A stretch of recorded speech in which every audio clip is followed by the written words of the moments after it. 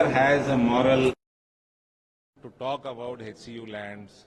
His government, his father's government did not alienate the land which was allocated in 1975. It is a very huge, prestigious institution. You cannot play around politics around that land. You cannot do business with that land. Morally, any government is bound to alienate that land to HCU. You guys didn't do it. You don't have moral responsibility to make allegations on others. Now Congress also is repeating the same mistake. That land has to be allocated. Rahul Gandhi came there. I'll remind Revanth Reddy. Rahul Gandhi came there when Vemula,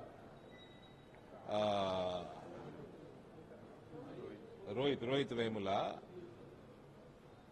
during that incident, Rahul came here and he said, I'll stand by university students anytime.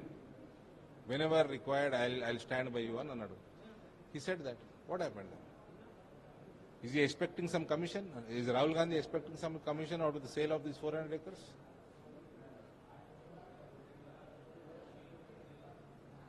KTR wrote a letter to central agencies regarding HCU lands. Central agencies will do their job. You need not tell them what to do. Especially corrupt politicians like KTR, Kavita, KCR, who already have ED cases on them, CBI cases on them, who already have gone behind bars for a few months. Will such people tell agencies what to do and what not to do?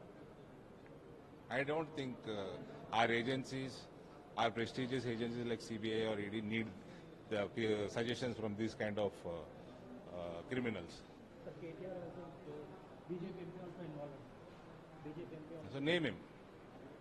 I demand KTR to name who is the BJP MP, who is involved in this, whatever loan is giving, that some bank has given loan on these 400 acres.